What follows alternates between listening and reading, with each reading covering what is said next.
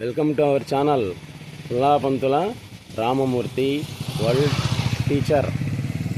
గోసేవ చూస్తున్నారు కదా, గోమాత గోసేవ. గోసేవ కోసేవా కోసేస్తా అన్నాడు శ్రీకృష్ణ పరమాత్మ భగవద్గీతలో. గోబ్రాహ్మణేభ్య శుభమస్తు నిత్యం అని అన్నారు. ఎందుకు అనంటే ఇతర జంతువులు ఏమైనా కానీ బాధపడుతున్నప్పుడు కానీ చనిపోయినప్పుడు కానీ గోమాత యొక్క కన్నులు ఒక్కసారి చూడండి, కళ్ళమ్మటి నీళ్లు గారుస్తూ ఉంటాయి.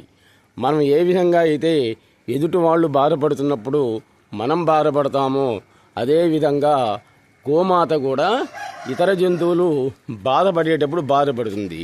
పైగా గోమాత యొక్క చెండు మీద సూర్యకేతు నాడి అనేటువంటిది ఉంటుంది. ఆ సూర్యకేతు నాడి అనేటువంటిది సూర్యకిరణాలను గ్రహించి సమస్త జీవులకి కూడా ఆరోగ్యాన్ని ప్రసాదిస్తుంది.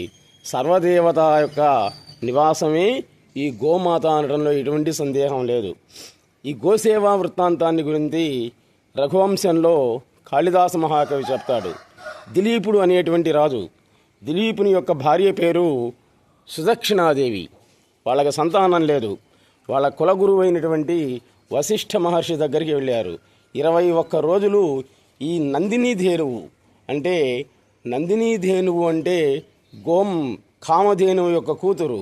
ఈ నందినీ ధేనువుని 21 రోజులు గోసేవావ్రతం చేసినట్లయితే సంతానం కలుగుతుంది అని చెప్పాడు. 21 రోజులు పూర్తిపోయినాయి.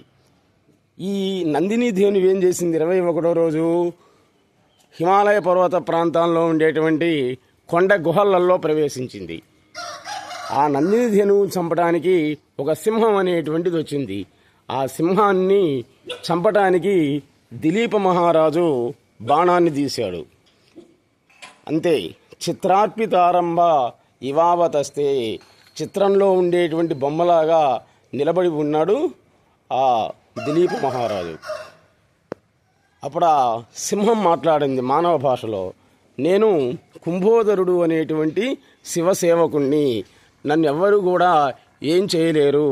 నీ బాణాలు అనేటువంటివి నన్నేమీ ఇంకా చేయలేవు. చిత్రంలో లాగా బొమ్మలాగా నిలబడి ఉండాల్సిందే అని చెప్పింది.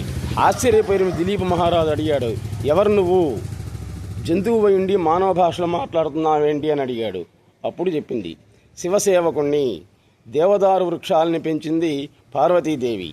ఇక్కడ నన్ను సింహరూపంలో ఉండి జంతువు ఏదైనా వస్తే వాటిని చంపేయమని చెప్పింది. కాబట్టి ఈ ఆవు దూడ అంటే ఈ నందిని ధేనువు నాకిప్పుడు ఆహారం, దీన్ని వదిలేయమంది. అప్పుడు ఆయన చెప్పాడు, నీవు ఏ విధంగా అయితే నీవు నీ గురువు యొక్క ఆజ్ఞ, మహాశివుడి యొక్క ఆజ్ఞ పాటిస్తున్నావో అదేవిధంగా నేను కూడా మా గురువు వశిష్ఠుని యొక్క ఆజ్ఞను పాటించాలి. వశిష్ఠుడు అంటే సాక్షాత్ శివస్వరూపుడే, నేను కూడా శివభక్తుడినే. కాబట్టి ఈ ఆవు దూడను వదిలేయి అని చెప్పాడు. అప్పుడు అది చెప్పింది సింహం, ఈ ఆవు దూడ నా చేతిలో మరణించినట్లయితే ఇంకా ఇటువంటి ఆవు దూడలు చాలా వస్తాయి. కానీ నీవు నా చేతిలో మరణించినట్లయితే నీలాంటి రాజు అనేటువంటి వాడు ఇంకా రాడు కదా అని చెప్పింది. అప్పుడే చెప్పింది, పిండేశ్వనర్థ ఖలు భౌతికేషు, మానవుడి యొక్క శరీరం అనేటువంటిది ఎప్పటికైనా కానీ పిండంగా మారాల్సిందే. ఇచ్చిన మాట మీద నిలబడాలి. కాబట్టి అవసరమైతే నా శరీరాన్ని నీకు ఆహారంగా ఇస్తాను, ఈ ఆవు దూడని గోమాతని వదిలిపెట్టు అని చెప్పాడు. నీవు ఏ విధంగా అయితే దేవదారు వృక్షాలని రక్షిస్తున్నావో ఈ ఆవు దూడను కూడా నేను కంటికి రెప్పలాగా కాపాడాలి అని చెప్పాడు. అవసరమైతే నా మాంసాన్ని ఇస్తానని చెప్పాడు. సరేలమ్మనప్పుడు రమ్మంది.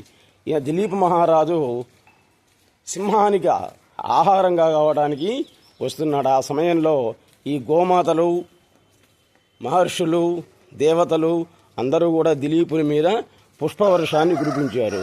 అటువంటి దిలీప మహారాజుకి జన్మించినటువంటి వాడే రఘు మహారాజు. రఘు మహారాజు యొక్క కొడుకే అజమహారాజు. అజమహారాజు యొక్క కుమారుడే దశరథుడు యొక్క కుమారుడు రామలక్ష్మణులు. ఇది గోసేవ యొక్క వృత్తాంతం. గోసేవని ఎవరైతే చేస్తూ ఉంటారో అటువంటి వాళ్ళు కోరిన కోరికలన్నీ కూడా తీరుతాయి అనటంలో సందేహమే లేదు. Please subscribe our channel Pullapantula Ramamurthy world teacher. గోవుల్ని రక్షించండి, గోవుల్ని కాపాడండి. గేదె పాల కంటే కూడా గోవు పాలే శ్రేష్టమైనటువంటివి అని గ్రహించి ఆరోగ్యాన్ని పొందండి. Please subscribe our channel.